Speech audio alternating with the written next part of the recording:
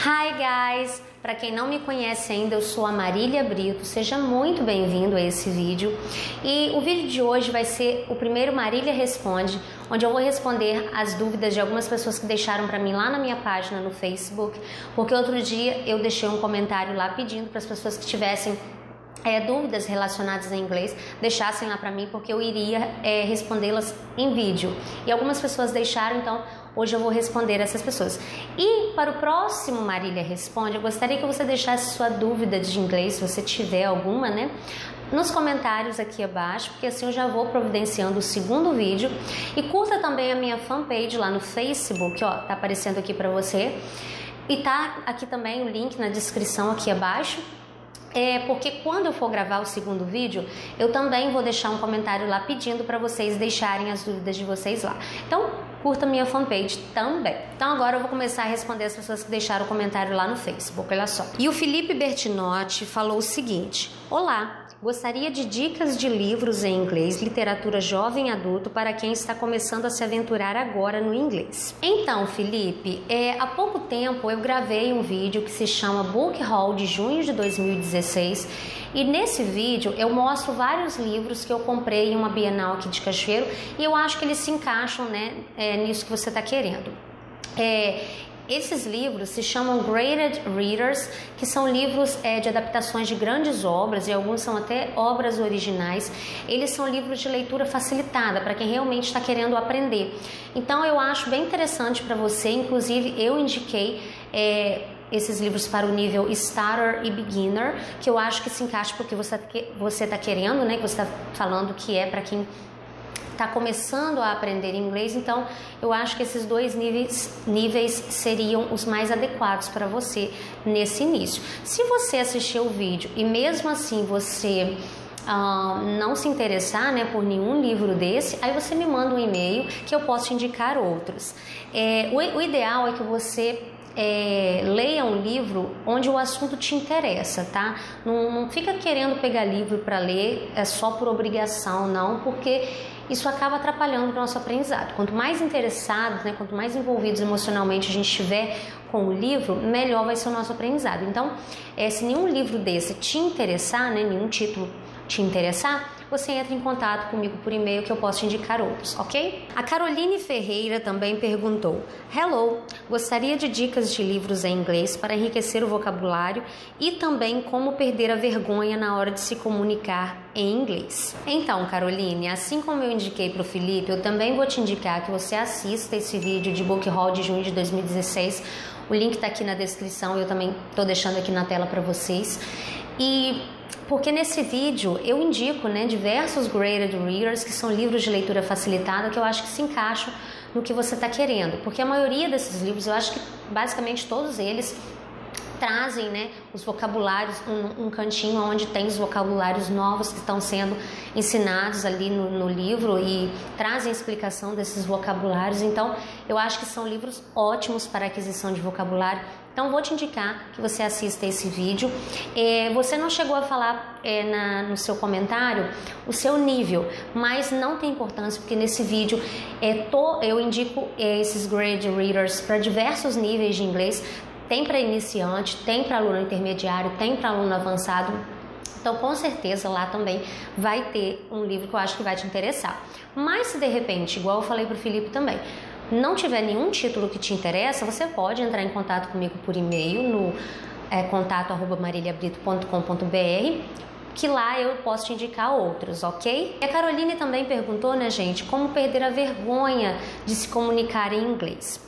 Então, Caroline, eu acho que quando você quis dizer essa palavra vergonha, eu acho que você quis dizer também a palavra medo, né? Porque eu acho que se você tem vergonha, é porque você tem medo de alguma coisa, de errar, de pronunciar alguma coisa errada, a não ser que você realmente seja uma pessoa muito tímida, né? E por esse motivo que você tem vergonha de falar inglês.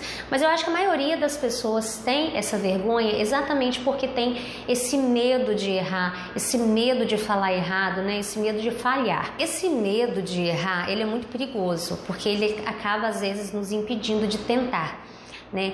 E os pensamentos negativos que às vezes nós temos com relação a gente, as crenças que nós criamos, né, de que a gente não vai conseguir, de que a gente não é capaz, isso acaba nos limitando e criando muitas vezes noções distorcidas sobre nós, porque às vezes nós temos o conhecimento, nós sabemos falar, nós temos vocabulário para isso, nós fazemos listening adequadamente, nós treinamos a nossa fala em casa, mesmo nem que seja sozinha, mas na hora de falar, a gente acaba tendo esse medo de errar e isso acaba nos limitando, porque a gente às vezes não tenta por causa desse medo.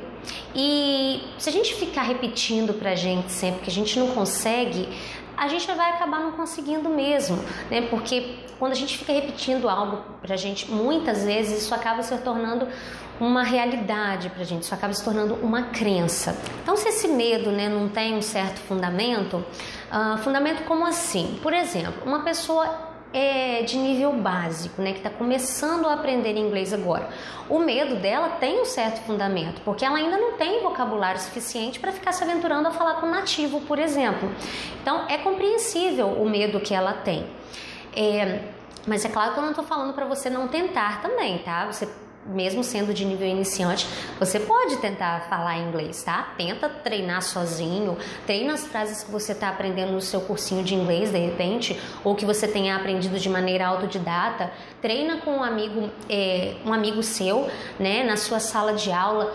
Então, assim, você pode tentar falar, não estou falando para você não falar não, eu só estou falando que o medo de uma pessoa iniciante, ele tem certo fundamento, porque a pessoa às vezes não tem vocabulário suficiente para ter aquela espontaneidade de falar. Agora, esse medo não tem muito fundamento se você, por exemplo, já está no nível intermediário ou acima, onde você já é capaz de manter um certo nível de conversação. Então, eu acho que esse medo, ele é meio ilusório, ele é meio criado na nossa cabeça. Isso acaba nos impedindo de tentar falar. É normal ter medo de errar, isso acontece com todo mundo. Todo mundo que está aprendendo inglês, em determinado momento, vai errar alguma coisinha de pronúncia, de gramática e tal. Isso é normal. E você tem que tirar esse erro, né? Aproveitar esse erro como uma oportunidade de aprendizado, né? Porque assim você vai ver aonde você tem que melhorar realmente o seu inglês. Você vai ver a partir desse erro onde você precisa se corrigir. Então, o que eu tô querendo dizer é o seguinte: é normal ter medo de errar, mas o que você não deve ficar fazendo é alimentar esse medo, né? Alimentar essa crença de que você não consegue. Principalmente se você já tem vocabulário suficiente, se você já faz listening de maneira adequada, se você lê com frequência, se você já tem vocabulário, né, suficiente para falar, se você treina a sua fala em casa, né, nem que seja sozinho, você é capaz de falar. Então você não tem que ficar alimentando essa crença de que você não é capaz, dizendo para você mesmo: ah, não, eu não vou falar porque eu vou errar, as pessoas vão ficar me observando e tal. Então, assim, para de ficar alimentando esse medo. E outra coisa também é o medo que as pessoas têm de que o outro, né, de que as pessoas que estão ao redor vão ficar observando elas, vão ficar corrigindo elas o tempo todo, vão ficar avaliando, né, o que elas estão falando. Para com isso, você não é o centro das atenções. Na maioria das vezes as pessoas não estão te avaliando. Na maioria das vezes as pessoas estão prestando mais atenção no que elas estão falando do que você está falando. Isso acontece com a gente é ser humano e muitas vezes a gente está mais interessado naquilo, né, que tem a ver com a gente.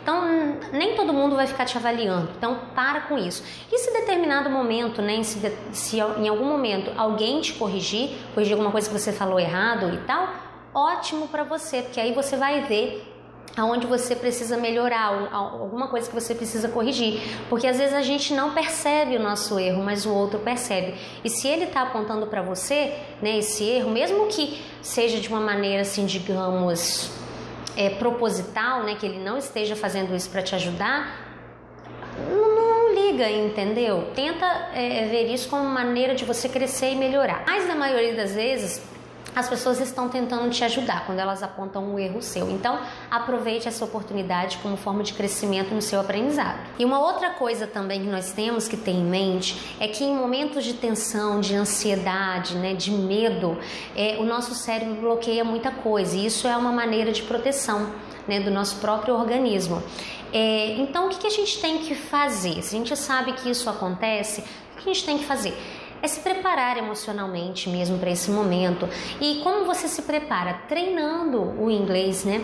E dizendo para você que você é capaz, não alimentando o medo que de repente você tenha de errar. É você falando, não, eu sou capaz de fazer.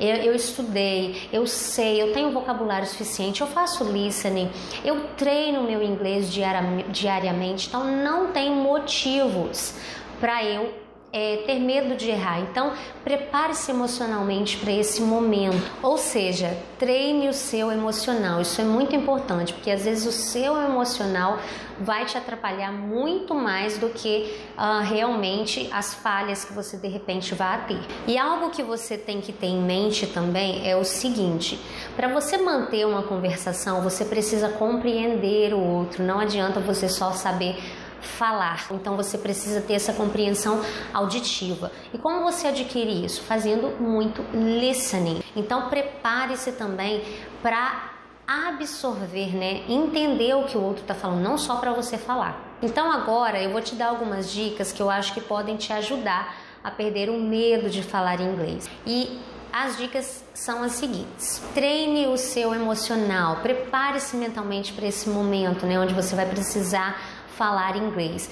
E como você faz isso? Não alimentando os seus medos, e sim dizendo para você mesmo que você é capaz, que você pode, porque você tem conhecimento suficiente, que você tem uma bagagem de inglês boa e que você é capaz. Então, se esse seu medo é infundado, não alimente esse medo. Essa é uma dica muito importante. Outra coisa muito boa também para você treinar, né, a sua fala e a sua pronúncia é você ler em voz alta. Então, sempre que possível, que você estiver lendo alguma coisa em inglês, treine pelo menos um trechinho em voz alta, que isso vai melhorar muito a sua dicção. Treine muito também o seu listening. Ouça muito em inglês, isso vai te ajudar muito. Mas ouça de preferência conteúdos que você já entenda, tá? Porque isso vai ter um impacto também na sua fala. Eu já falei sobre isso no vídeo Como Melhorar o Listening. Se você não assistiu, assista, tá? Que é bem legal. Vou deixar o link aqui na descrição e aqui na tela para você também. Quanto mais listening você fizer, melhor você vai passar a compreender o que você ouve. Ou seja, quando você estiver conversando com alguém, você vai compreender melhor o que ele está falando. Você também pode treinar a sua fala sozinho, em voz alta. Você é seu melhor amigo nesse momento. E essa dica pode te ajudar muito. Pode parecer coisa de doido, tá? Mas ela funciona. Tá? Funciona sim, e você pode tirar muito proveito dela. E se você fizer isso, né, treinar sozinho na frente do espelho, também é uma dica muito legal, porque você vai estar vendo, né, a sua boca se mexer, você vai estar vendo como você vai estar fazendo os sons. Isso, você vai estar se vendo, né? Isso é uma dica muito legal. E se você tem muito medo de já de cara assim começar a falar com o nativo, comece aos poucos, né? Passinhos de bebê. Comece a conversar primeiro com um amigo seu, na sua sala de aula. Treine a sua fala sozinho também. Eu acho que isso vai te preparar para um momento maior. Então, Caroline, essas foram apenas algumas dicas. Espero que eu tenha te ajudado a esclarecer um pouquinho a sua dúvida. E a você, né, também que está assistindo esse vídeo que de repente tinha essa dúvida, espero que eu tenha te ajudado também, tá? Eu gostaria de agradecer a Caroline e ao Felipe por terem deixado as dúvidas lá no Facebook para mim. Muito obrigada. E muito obrigada a vocês todos que me assistiram até aqui. Espero que vocês tenham gostado do vídeo de hoje. Se você gostou, não esquece de deixar aquele like aqui no vídeo para ajudar, né, a divulgar o canal Marília Brito e a divulgar também esse vídeo. E se você quer participar do segundo Marília Responde, deixe sua dúvida aqui embaixo nesse vídeo e curta a minha fanpage também no Facebook, só para reforçar. E, bom, por hoje é só. Vejo vocês no próximo vídeo. Bye! E não esquece de se inscrever no canal se você ainda não é inscrito, tá bom? Bye!